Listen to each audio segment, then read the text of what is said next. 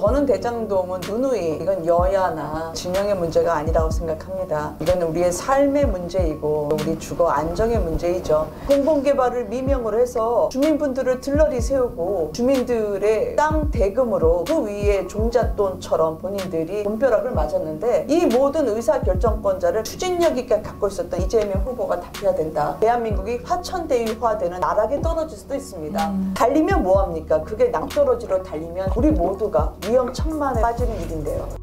요즘 김은혜 의원님께서 이런 그 당시 주민분들을 만나시기도 하시고 또 여러 가지 또 눈물을 최근에 보이신 일도 있다고 합니다.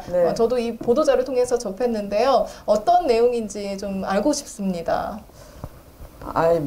사실 여기 계신 이호근 회장님도 그때 국회 오셨는데 저는 대장동은 누누이 이건 여야나 또 진영의 문제가 아니라고 생각합니다.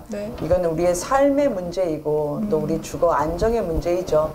이번에 여러 대선 후보들이 부동산 정책을 내놨지만 워낙 지난 4년간 너무 많이 고통을 당하셔서요. 부동산 정책 좋은 말 많지만 믿을 만한 사람인가? 그거를 먼저 보시잖아요. 정직한 사람인가? 그럼 앞으로도 실현이 될까? 그렇게 유추해 볼 수 있는데, 이재명 후보의 과거를 보면 현재가 보이고 그 과거를 보면 미래를 생각할 수 있죠. 아까 말씀하셨던 것처럼 원주민분들이 오셔서 이재명 후보의 과거 그리고 또 본인들이 대장동을 위해서 또 대장동 주민들을 위해서 뛰겠다고 했지만 그분들은 결국 피해자가 됐거든요. 아까 말씀드린 억대의 빚을 지고 정든 터전을 떠나야 했으니까 말이죠. 그런데 정작 여당 의원님들이 현안 질의에서 이 주민분들의 말씀을 경청해보자 했더니 증인이나 참고인 그 협상에 응해주시지 않았고 그리고 결국 이분들이 마치 개발 이익을 못 얻어서 돈과 보상에 불만이 있는 것처럼 낙인을 찍는 걸 보고 굉장히 당황했어요. 사실 한두 번 본 게 아니어서 놀랄 일은 아니었는데, 주민분들은 사실 그런 국회에 오면 위압감이 듭니다. 근데 거기서 여당 의원들이 대놓고 피해자 보고 가해자인 양 질책을 하니까 제가 너무 죄송해서 원주민분들을 쳐다봤더니 마스크 넘어 그냥 눈만 껌뻑이시면서 어떻게 해야 될지 모르시더라고요.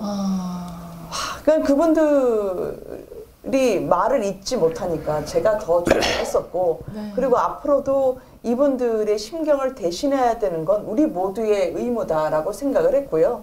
말씀 주셨던 것처럼 그 당시에 남욱 변호사가 모든 걸 알고 있었습니다. 마치 계획이 있었다라는 듯이요. 그 당시에 황문성 사장이 도시개발공사 사장이 된 지 얼마 안 됐을 때인데 사장 임명은 형식적이다. 유동규가 곧 사장이 된다라는 투로 이야기를 했고 그게 실제로 이루어졌어요. 그리고 남욱 변호사가 그때 당시에 1공단 분리될 거다. 대장동과요. 그랬더니 결합인 줄 알았는데 그 당시도 그 뒤에 기적처럼 1년 뒤에 분리가 됐습니다. 맞습니다. 어떻게 그렇게 잘 알죠? 그러면 그분들은 혹시나 경제적 이익 공동체가 아니었을까요? 어쩌면 원팀처럼 그렇게 유기적으로 움직였을까요? 유동규, 남욱, 정민용, 그리고 정영학, 그리고 거기에 조연처럼 엑스트라가 된 건 주민분들이었죠. 맞습니다. 그래서 저는 공공개발을 미명으로 해서 주민분들을 들러리 세우고 본인들의 이익을 다 가로차서 수천억 배 떵떵 두들기면서 주민들의 그 땅 대금으로 그 위에 종잣돈처럼 본인들이 돈벼락을 맞았는데, 이 모든 의사결정권자를 가장 타이트하게 추진력 있게 갖고 있었던 이재명 후보가 답해야 된다. 더더군다나 뭐든지 일을 잘한다고 하면 좋죠. 속도감 나니까요. 그렇지만 일 잘하는 건 방향이죠. 방향이 제대로 되지 않으면 우리나라는 한순간에 전 대한민국이 화천대유화되는 나락에 떨어질 수도 있습니다. 달리면 뭐합니까? 그게 낭떠러지로 달리면 우리 모두가 위험천만에 빠지는 일인데요. 한편 이렇게 말씀하시는 거 제가 이렇게 경청하면서 안타까웠습니다. 어떻게 지금 대한민국의 여당 대권 후보가 이런 일에 휘말려 있고 참 가슴이 아픈 현실입니다. 굉장히 좀 답답하고 또 이 일이 좀 계속 빛을 향해서 돌파구를 좀 찾아갔으면 좋겠다라는 생각도 드는데요.